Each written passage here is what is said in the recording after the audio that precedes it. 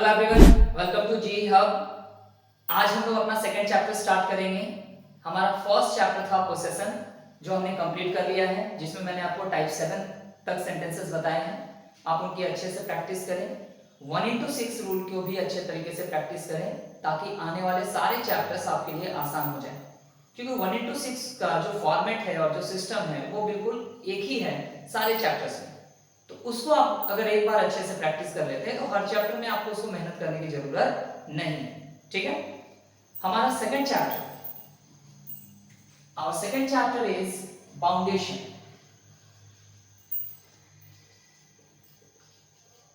The actual meaning of boundation in Hindi is बाध्यता। ठीक है, बाउंडेशन में कैसे सेंटेंस आते हैं? जैसे पोसेशन में सेंटेंस आते थे, सब्जेक्ट का किसी ऑब्जेक्ट के ऊपर अधिकार होता है, ऐसे सेंटेंसेस को हमने पोसेशन में पढ़ा। ठीक इसी तरह से बाउंडेशन में आने वाले सेंटेंस कैसी क्वालिटी को लेकर के आएंगे? तो बाउंडेशन में आने वाले सेंटेंस नेसेसिटी को बताएंगे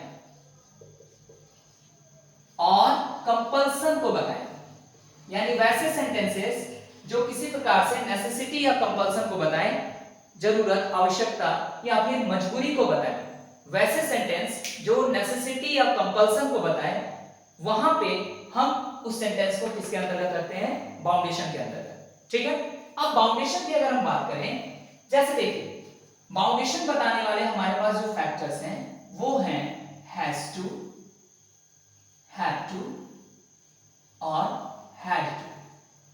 ठीक है, बाउंडेशन बताने के लिए हमारे पास हैज टू, हैव टू और हैड टू, ये तीन चीजें होंगी।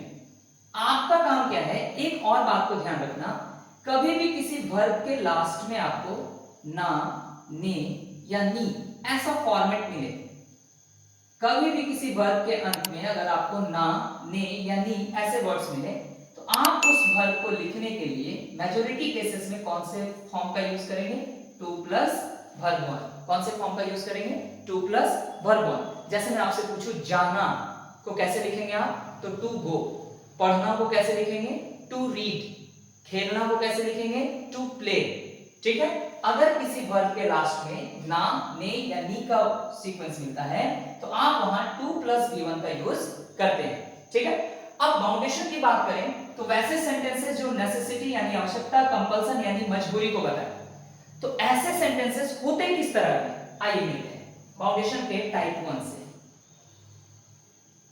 टाइप 1 से आपने कहा मुझे वहां जाना है,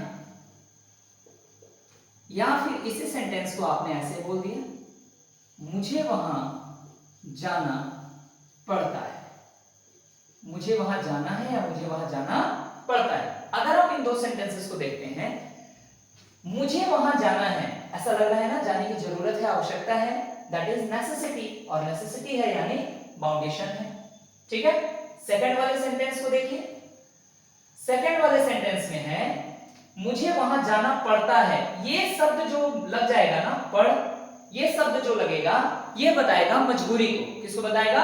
मजबूरी यानी कंपल्सन को। मुझे वहां जाना पड़ता है, दैट मींस मैं वहां जाना चाहता नहीं हूं, लेकिन मुझे वहां जाना पड़ता है। ठीक है, तो मुझे वहां जाना है और मुझे वहां जाना पड़ता है, ये नेसेसिटी के आधार पे बाउंडेशन हुआ और ये कंपल्सन के बेसिस पे बाउंडेशन हुआ। दोनों ही सेंटेंस बाउंडेशन में है, साथ ही साथ दोनों सेंटेंस प्रेजेंट में, दोनों ही सेंटेंस बाउंडेशन में है और साथ ही साथ प्रेजेंट में है। तो इन दोनों सेंटेंसेस का रूल हम लोग एक ही बनाएंगे, क्योंकि दोनों के अंदर क्वालिटी सेम है, बाउंडेशन प्लस प्रेजेंट। अब आप बताइए बाउंडेशन बताने के लिए हमारे पास क्या क्या है? हैज टू, हैव टू और हैड टू। अब इन तीनों में से अगर आपको याद होगा तो हैज और हैव का यूज हम लोग प्रेजेंट में करते हैं और हैड का यूज हम लोग पास्ट में करते हैं। ठीक है, तो हम जो इसका एफर्मेटिव रूल बनाएंगे,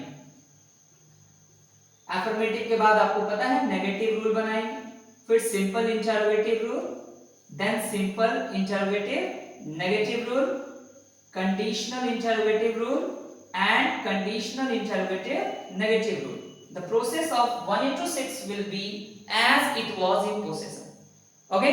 सिमिलर वैसा ही होगा जैसा पोसेशन में था और आगे आने वाले चैप्टर्स में भी वैसा ही होगा। ठीक है, अब एफर्मेटिव की अगर हम बात करें तो एफर्मेटिव रूल में हमें बाउंडेशन के साथ साथ प्रेजेंट बताना है। बाउंडेशन बताने के लिए हमारे पास has to, have to, had to तीनों है, लेकिन प्रेजेंट में आने का अधिकार सिर्फ हैज और हैव को है। तो हमारे रूल में हम हैज टू और हैव टू दोनों को रख लेंगे, हैज टू और हैव टू दोनों को रख लेंगे। अब देखिए बाउंडेशन का भी पता चल गया और प्रेजेंट का भी पता चल गया, तो दोनों क्वालिटी हमारे सामने आ गई। अब आप यहां गौर करें, वर्ब के लास्ट का जो वर्ड है ना, वर्ब के लास्ट का जो वर्ड है ना, तो मैंने क्या बताया, जब भी वर्ब के लास्ट में ना, ने या नी ऐसे वर्ड्स मिले तो आप उसके लिए फॉर्मेट यूज करेंगे टू प्लस वी1। टू हमारे पास ऑलरेडी है, सिर्फ इसके साथ एक वर्ब वन ऐड कर देना। ये हमारा एफर्मेटिव रूल तैयार हुआ बाउंडेशन के टाइप 1 का। When you want to go with the negative rule then you have to use not after has have. जैसा कि हमने 1 into 6 में पढ़ा, ऑक्सिलरी वर्ब के बाद हम लोग नॉट जोड़ते हैं। Simple interrogative, auxiliary verb comes first, has और have, then subject, after then to, verb 1, object and question mark. Simple interrogative negative, not बढ़ जाएगा ना, तो हैज, हैव, सब्जेक्ट फिर नॉट, और नॉट के बाद टू प्लस वर्ब 1, ऑब्जेक्ट और क्वेश्चन मार्क। 1 into 6 ऑलरेडी मैं पढ़ा चुका हूं, उन वीडियोस को अगर आप देखते हैं तो आपको अच्छे से समझ में आएगा सब कुछ। 1 into 6 इसलिए मैं यहां आसानी से बता पा रहा हूं। ऑक्सिलरी के बाद नॉट लगाया हमने, क्वेश्चन बनाने के लिए ऑक्सिलरी वर्ब को बाहर निकाला है, जैसे ही ये बाहर आया सब्जेक्ट अंदर चला गया, है ना। नॉट को हमने यूज नहीं किया क्योंकि यहां नेगेटिव नहीं है, बट उसके बाद वाले रूल में सिंपल इंटरोगेटिव नेगेटिव में नेगेटिव है, तो इस बार हमने नॉट को यूज कर लिया सब्जेक्ट के बाद। क्यों? क्योंकि हैजर जो है वो शुरुआत में चला गया, ठीक है। हैजर यहां आ गया, सब्जेक्ट अंदर गया, नॉट अपनी जगह पे रह गया, to plus verb 1 plus object. अब कंडीशनल वाले में आपको सबसे पहले क्वेश्चन वर्ड डालना है, QW, that means question word, what, why, when, where, जो भी लगाना चाहें आप। और क्वेश्चन वर्ड के बाद as it is simple interrogative और सिंपल इंटरोगेटिव नेगेटिव रूल लिखते हैं हम लोग। तो has and have, subject, to, verb 1, object and question mark. यहां देखिए नेगेटिव है ना, तो नेगेटिव वाले रूल को लिखेंगे, ठीक है। Has, have, subject, not, to plus verb 1, object plus question mark. Okay, what will be the sentence? मुझे वहां जाना है या मुझे वहां जाना पड़ता है। आई के सब्जेक्ट के साथ, सब्जेक्ट के जगह पे आप आई लगाएंगे, आई के साथ आप हैव सेलेक्ट करेंगे। आई हैव टू, अब वर्ब का फर्स्ट फॉर्म चाहिए, वर्ब है जाना, इसका फर्स्ट फॉर्म गो है, then I have to go, वहां भी है ना, तो हमें देयर लिखना होगा। And the sentence is I have to go there. अगर आप बोलते हैं मुझे वहां नहीं जाना है या मुझे वहां नहीं जाना पड़ता है, तो हम यहां नॉट बढ़ा देंगे, I have not to go there. इसी तरह से हिंदी का 1 into 6 कीजिए तो इंग्लिश का 1 into 6 भी होगा। Have I to go there, have I not to go there, why have I to go there, why have I not to go there. ठीक है, 1 into 6 का प्रैक्टिस कीजिए, ये प्रोसेस बिल्कुल आसान हो जाएगा और उतना ही इंटरेस्टिंग भी। ठीक है, तो ये रहा फाउंडेशन का टाइप 1 आपके सामने।